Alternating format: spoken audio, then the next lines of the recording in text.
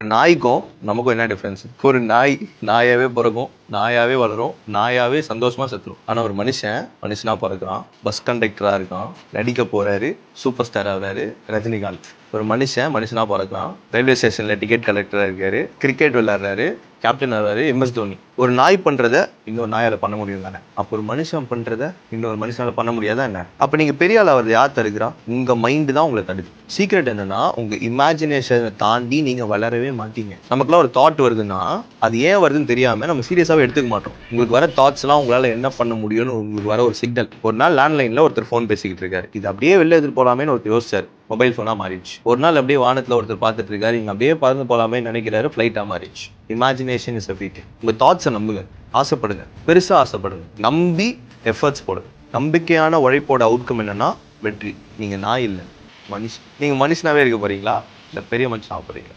தான் சொல்ல